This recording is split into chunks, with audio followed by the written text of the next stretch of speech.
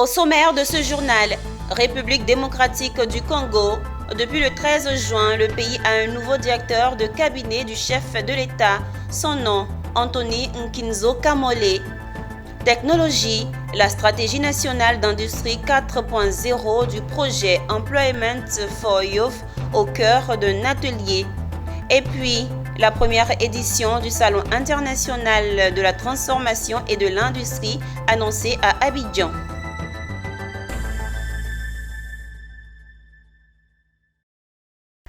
Madame, Monsieur, l'actualité est au rendez-vous sur Business 24 Africa. Je vous emmène en RDC pour débuter cette édition. Depuis le jeudi 13 juin, la République démocratique du Congo a un nouveau directeur de cabinet du chef de l'État. Son nom, Anthony Nkinzo Kamole. Il remplace à ce poste Guylain Niambo, devenu vice-président ministre en charge du plan et de la coordination d'aide au développement. Le nouveau directeur de cabinet de Félix Tshisekedi est qualifié par certains occidentaux de perle rare. Il a officiellement pris fonction ce vendredi au Palais de la Nation. Vous le verrez dans cet élément, l'homme à l'allure d'un technocrate méticuleux qui sait où il va. Quelques signatures sur le procès-verbal et un échange de signataires pour passer la main. En toute sobriété, le nouveau directeur de cabinet du chef de l'État, M. Anthony Nkinzo Kamole, a officiellement pris ses fonctions à l'issue d'une cérémonie de remise-reprise présidée par le secrétaire général à la présidence.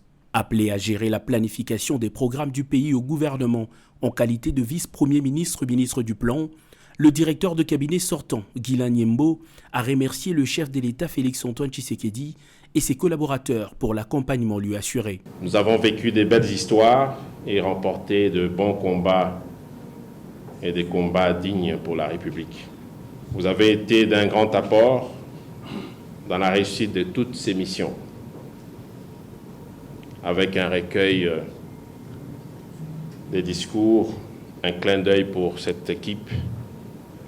Je laisse sur la table l'important dossier de la digitalisation de cette administration que nous avons déjà démarré et qui tient le chef de l'État à cœur pour améliorer les services à d'autres institutions de la République, à nos compatriotes et aux différents partenaires de notre pays. Fidèle à ses convictions et à sa méthode de travail, le nouveau directeur de cabinet du chef de l'État, M. Anthony Nkinzo Kamole, a dans ses premiers mots appelé ses nouveaux collaborateurs à poursuivre l'élan du travail, mais avec un peu plus de dextérité.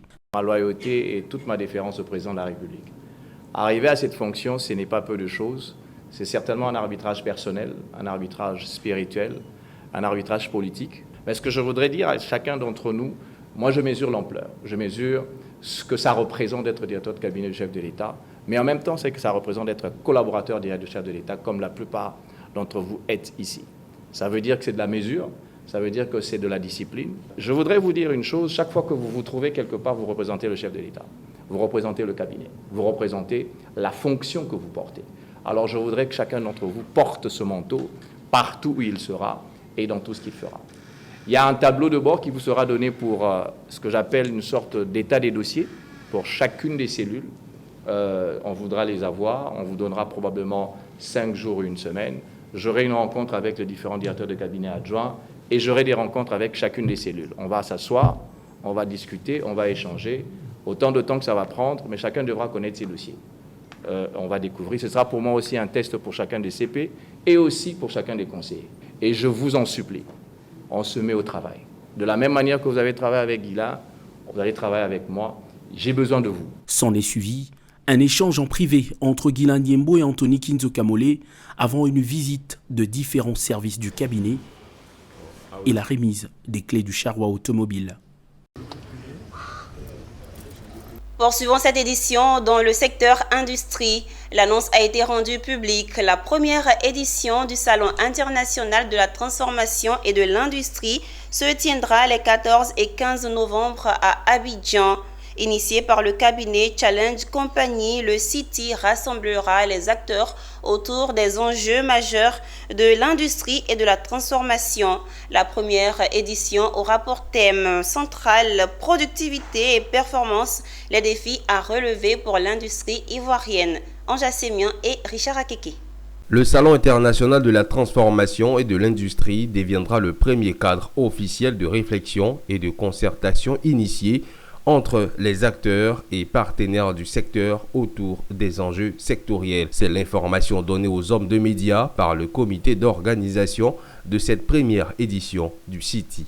Et l'initiative elle est venue du fait que la transformation en Côte d'Ivoire est très importante pour les défis à relever pour le plan national de développement 2030. Il s'inscrit dans cette dynamique-là et trouver des partenaires, former un écosystème qui permettra de développer l'industrie locale et nationale. Les 14 et 15 novembre 2024, la salle de l'Hôtel Ivoire enregistrera plus d'une dizaine de pays invités. En invitant toute la grande chaîne des acteurs de la transformation et de l'industrie, ce forum facilitera les échanges sur les défis sectoriels et susciter des investissements conformément au PND. On attend pratiquement 5000 participants sur les 2 journées. Le but, c'est de promouvoir déjà notre industrie locale, les petites et grandes transformations, et faire en sorte qu'à terme, la Côte d'Ivoire soit un hub pour la transformation locale et l'industrialisation en Afrique de l'Ouest. Au programme de ce salon international de la transformation et de l'industrie, des conférences thématiques, des ateliers pratiques pour partager des connaissances et des expositions des dernières innovations technologiques. Le vendredi 14 juin, il s'est tenu à Abidjan la cérémonie de lancement de l'atelier pour l'élaboration de la stratégie nationale Industrie 4.0.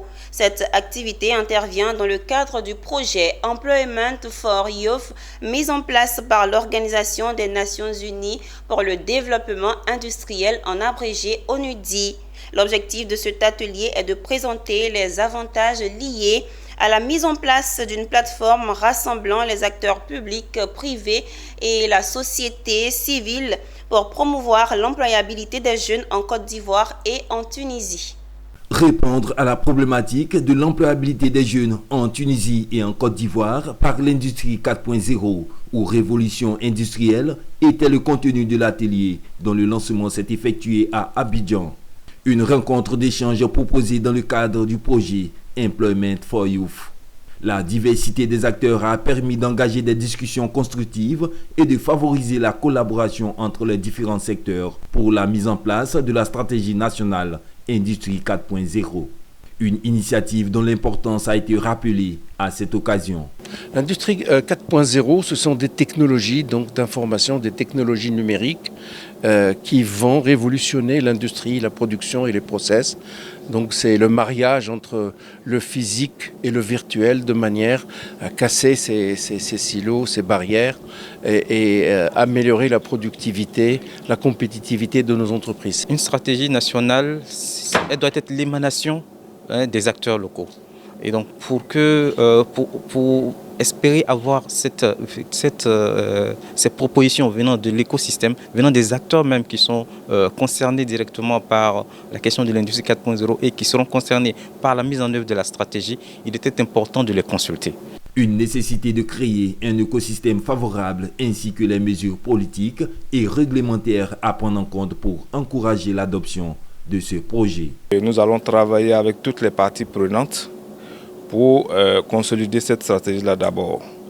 Et pour la mettre en œuvre, effectivement, tout sera contenu dans cette stratégie-là. Comment il faut la mettre, quels sont les financements, quelles sont les ressources qu'il faut mobiliser pour mettre effectivement cette stratégie en œuvre. Nous allons co-construire la nouvelle stratégie Industrie 4.0 qui va aussi nourrir la révision de nos stratégies de sorte que tous ensemble, on puisse arriver au résultat qui est établir cette stratégie conformément à la vision qui va nous être donné par le gouvernement. Le projet Employment for Youth, dont le lancement s'est effectué depuis novembre 2022, est mis en œuvre par l'ONUDI.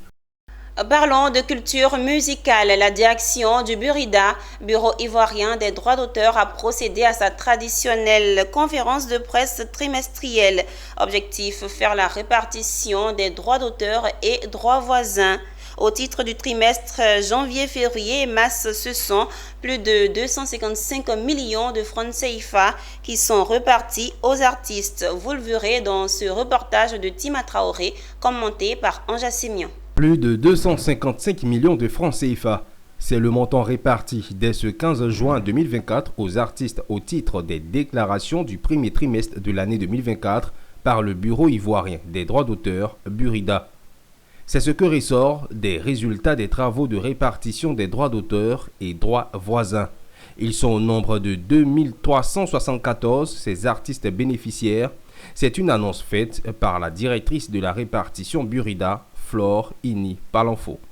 Ce sont les droits classiques qui sont répartis, en l'occurrence essentiellement la musique, les droits de la musique, les droits de reproduction mécanique, les séances occasionnelles et les CRBT, la musique d'attente téléphonique.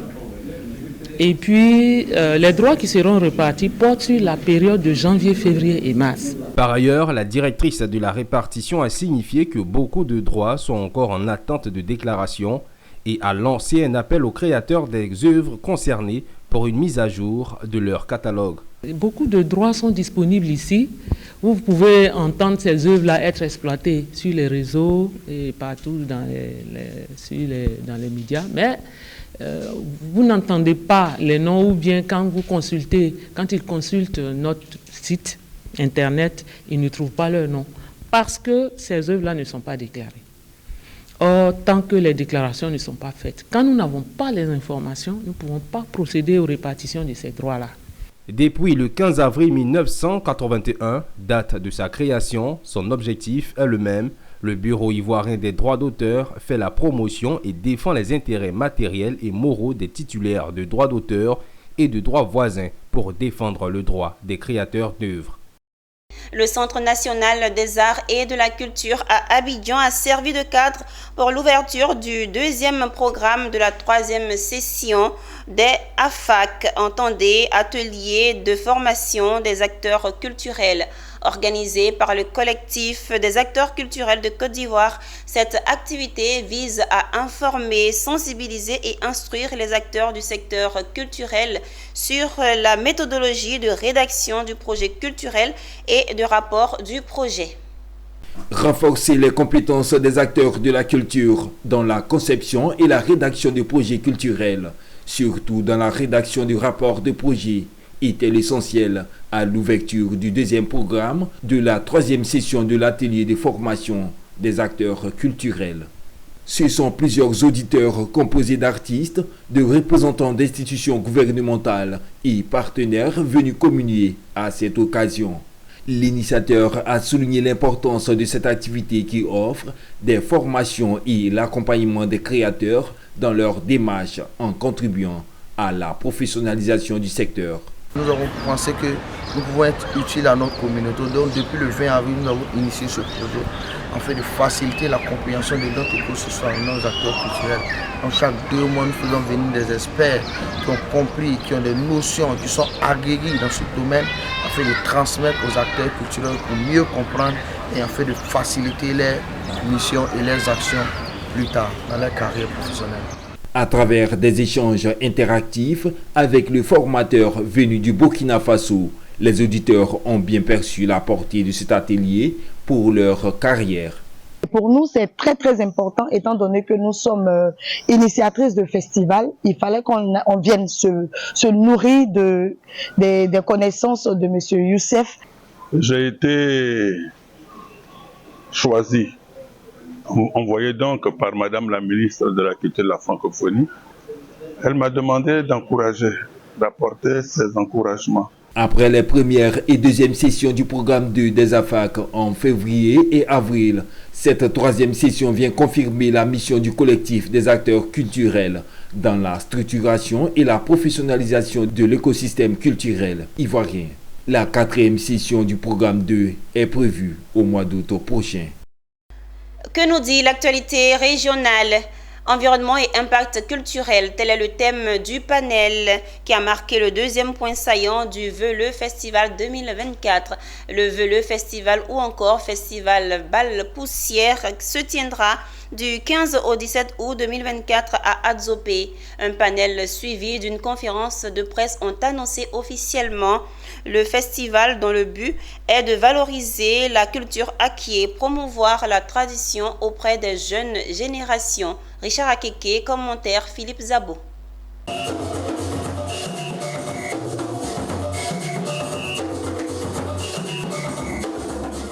Après le samedi 11 mai 2024, où des clés USB résumant les vœux passés ont été distribuées aux populations d'Azopé, le Veleux Festival était à son deuxième fait marquant. Un panel pour débattre sur le thème retenu cette année, environnement et impact culturel. Il ressort de ce panel que l'environnement est indissociable de la culture et aucun peuple ne peut se développer sans culture. Aucun peuple ne pourrait vivre, vous le savez, autant que moi, sans identité.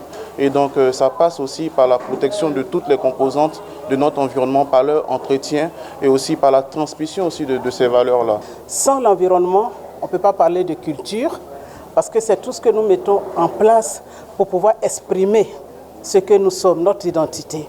Et on ne peut pas aussi parler d'environnement sans culture. Ici en Afrique, on se reconnaît toujours dans nos cultures, mais ce n'est pas toujours qu'on connaît très bien nos cultures. Alors nous pensons que ça c'est une occasion pour inviter les populations à d'abord prendre connaissance, bien apprécier, bien aimer leur culture pour que nous soyons capables de la préserver. Après ce panel de haut niveau, le président du Veleux Festival 8e édition a animé une conférence de presse dans laquelle il a donné les grandes articulations et les innovations de l'événement. Nous initions pour la première fois la soirée des contes et légendes. C'est une soirée pendant laquelle on a des conteurs qui viendront raconter donc des histoires, et de ces histoires nous tirons des leçons pour la jeunesse, pour les jeunes générations et pour l'avenir. Le Veleux Festival ou Bal Poussière est prévu pour les 15, 16 et 17 août 2024 à Azopé. Pour rappel, ce festival met en lumière la culture acquise. L'agence Côte d'Ivoire PME est en campagne de sensibilisation des opérateurs économiques sur le phénomène du blanchiment de capitaux. Elle a échangé à cet effet avec les acteurs économiques de Bouaké à l'effet de les informer sur les menaces et risques que fait peser ce phénomène sur leurs activités. Emmanuel Bonzo, notre correspondant régional. Face aux besoins accrus de financement de leurs activités, les petites et moyennes entreprises sont parfois tentées de recourir à des sources d'investissement qui exposent leurs affaires à d'énormes risques. Parmi ces dangers figure le blanchiment de capitaux, un phénomène pouvant nuire aux intérêts des opérateurs économiques. C'est donc pour garantir leur existence en toute transparence que l'agence Côte d'Ivoire PME est en campagne de sensibilisation à l'effet d'informer les opérateurs économiques de Bouaké d'éviter de s'exposer au blanchiment de capitaux. Bien structurer son entreprise de telle sorte qu'on puisse tenir une comptabilité, avoir des preuves de tout ce que l'on fait comme activité, comme versement, pour que demain, si jamais nous sommes accusés de blanchiment ou qu'on vient nous dire on vous a retrouvé dans tel ou tel réseau de blanchiment, avec toute la documentation, toutes les preuves, on pourra faire retracer tout ce que nous avons eu à faire comme activité qui prouverait que nous ne sommes pas dans ces réseaux de blanchiment. Vous savez que les PME sont un maillon important de la chaîne de développement de notre pays, et il était important donc pour l'État de Côte d'Ivoire à travers le ministère du Commerce d'attirer leur attention sur les risques éventuellement qui peuvent générer dans le cadre de la manipulation de certains capitaux. Les PME qui exercent honnêtement sont concurrencés par ces groupes-là qui viennent renforcer illicitement d'autres groupes qui nous fait la concurrence déloyale sur le terrain. Donc on demande à l'État de vraiment veiller, de mettre des mécanismes en place pour vraiment surveiller ce pan-là. On ne souhaite pas que le blanchiment d'argent puisse être autorisé. Cette rencontre de l'agence Côte d'Ivoire PME avec les acteurs économiques de Bouaké a permis également de les instruire sur les conditions à remplir pour obtenir l'attestation d'identification des PME et le statut de l'entrepreneur ainsi que les avantages liés à ce statut. Toujours à Boaké, à l'occasion de la fête qui leur est dédiée, les maires de la région de Gbeke, tout comme celles du monde entier, ont été célébrés par le conseil régional. Une caravane a sillonné les maternités et centres hospitaliers de la région en vue de leur offrir des kits domestiques. Ce sont en effet 500 kits qui ont été distribués aux mamans de la région. Pagne, savon, poudre, couches de bébé et produits d'entretien du corps sont entre autres le contenu du kit domestique offert aux mères dans les centres de santé et maternités de la région de Gbeke. Ce sont en effet plusieurs délégations mandatées par le président du conseil régional de Gbeke pour couvrir les moments de cadeaux. L'opération de distribution des présents a touché l'ensemble des centres hospitaliers des 4 départements de la région que sont Béoumi, Boaké, Sakassou et Botro. À Boaké, chef-lieu de région, il est revenu à Ouattara Korotoumou Diomandé, 4e vice-présidente du conseil, d'accomplir cette mission auprès des mamans de la ville. Nous sommes en mission, moi et toutes les conseillères du conseil régional, pour venir souhaiter la bonne fête aux mamans. Les mamans qui viennent d'accoucher. Et c'est le président Jacques Assaoué qui nous a mis en mission pour venir dire aux mamans que nous sommes avec elles, qu'il les adore, il les aime beaucoup.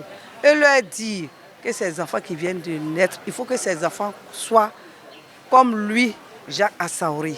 Ça veut dire des battants. Et pour cela, qu'il faut que ces mamans les encadrent, leur donnent une très bonne éducation. En compagnie de conseillère régionale, la vice-présidente s'est rendue au chevet des mamans de l'hôpital de Bendek-Kwassikro, des maternités de Koko, Dar es Salaam, Belleville et Sokoura, ainsi qu'au CHU de Boaké. Chaque bénéficiaire a fait bon accueil du don du président du conseil régional. J'aimerais dire un grand merci à papa Jacques Assaouré, président du conseil régional du Gbeke, pour tous ces dons que nous avons reçus à l'occasion de la fête des mères. Merci papa, que Dieu vous bénisse. Je dis merci au président Assaouré pour toutes les femmes, pour tous les cadeaux qu'il nous a donnés. Vraiment merci beaucoup. Au total, 500 kits domestiques ont été offerts aux maires de la région de Gbeke afin de leur témoigner toute l'affection du président du conseil, Jacques Assaouré Conan. Rendons-nous à Yamoussoukro, capitale politique de Côte d'Ivoire. La Fédération nationale des associations de parents d'élèves et étudiants de l'éducation catholique a récompensé les meilleurs élèves du diocèse. Au cours de cette cérémonie de récompense, l'honneur a été fait aux élèves qui ont participé au concours tels que la dictée et la lecture sur le plan national. Pierre Tebeu nous commente le reportage de Charles Kouakou. Ils sont venus nombreux, ces élèves de la maternelle, du primaire et du secondaire, pour prendre part à cette journée de récompense. La 6e du genre, organisée par la Fédération nationale des associations des parents d'élèves et étudiants de l'éducation catholique. Une journée qui vise à encourager ces 135 meilleurs élèves. Notre idée de départ était de dire et d'imprimer dans l'esprit de nos enfants qu'il n'y a pas plusieurs chemins pour réussir, mais que le seul chemin qui conduit à la réussite, c'est le travail, uniquement le travail. Nous allons faire tout ce qui est à notre possibilité pour vous accompagner dans votre croissance, pour vous accompagner dans votre éducation, pour vous emmener sur le chemin de la réussite.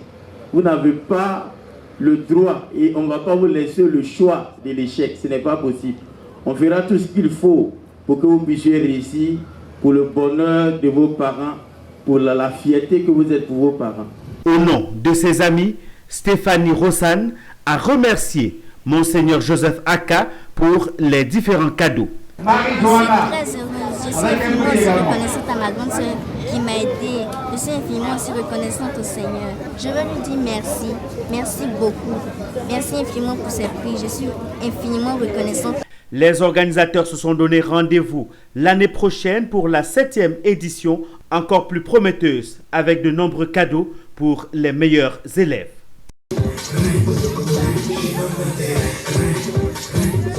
Récemment, à Korogo, l'Alliance Globale Carité, en partenariat avec la GIZ, a procédé au lancement du projet dénommé programme d'investissement et de création d'emplois dans le secteur carité. Ce projet contribuera à l'autonomisation des collectivités et transformatrices grâce à l'amélioration de la compétitivité de la filière carité. C'était en présence de plusieurs autorités. Daouda Ouattara pour le récit. Comment créer et accroître des activités génératrices de revenus à partir du carité? Face à cette situation, l'Alliance globale du carité, AGK, en partenariat avec la GIZ, vient de lancer un projet d'envergure dénommé Programme d'investissement et de création d'emplois dans le secteur carité. C'est très important, à mon avis, de collaborer justement avec le secteur privé pour assurer une durabilité de l'activité. Parce qu'on le sait, il y a beaucoup de projets qui se concentrent seulement sur la formation, mais si après il n'y a pas un marché où on peut vendre ce produit, ça n'a pas d'impact pérenne. Et c'est pour ça que je trouve que c'est une démarche extrêmement importante. L'autre pilier qui est essentiel, c'est celui de la production. La production, c'est bien entendu les coopératives, les femmes qui composent le secteur, il faut les aider. Le carité, à la base, se ramasse dans les forêts, dans des régions assez reculées. Et pour s'y rendre, c'est des distances assez reculées. Il faut équiper ces wagons pour aller ramasser le fruit précieux. C'est 1 226 875 € qui ont été mobilisés par le ministère fédéral allemand de la coopération économique et du développement, BMX, et des partenaires du secteur privé. La Jeune Chambre internationale Éléphant Diokwe a célébré ses 25 ans d'existence le week-end dernier à la salle Ambroise Montaha. À cette occasion, les membres actifs ont été distingués. La présidente Amandine Kwame a également remercié tous ceux qui œuvrent pour la bonne marche de l'organisation, sans oublier les parrains du mandat. Théodore Kanga. La Jeune Chambre internationale Éléphant Diokwe a célébré le samedi dernier les 25 ans d'existence de l'organisation à Diokwe. Occasion pour Amandine Kwame, présidente 2024, de remercier les past présidents et les parrains de son mandat. 25 ans d'impact, 25 ans de leadership, 25 ans de projets communautaires pour impacter la ville de Diokwe, la commune, et également impacter la région. Au cours de cette cérémonie, plusieurs anciens ont été distingués pour leur engagement et action à la Jeune Chambre. Les past présidents ont salué l'initiative de la présidente 2024 de la Jeune Chambre Éléphant Diokwe. Cette OLM qui a été créée en 1999 par le sénateur Kaneza Henri Vincent, et jusqu'à présent, tous les jeunes qui sont venus, ils ont maintenu le flambeau. C'est avec beaucoup de joie que nous avons pris part à cette cérémonie commémorant les 25 années d'existence de notre organisation locale membre. C'est un sentiment de fierté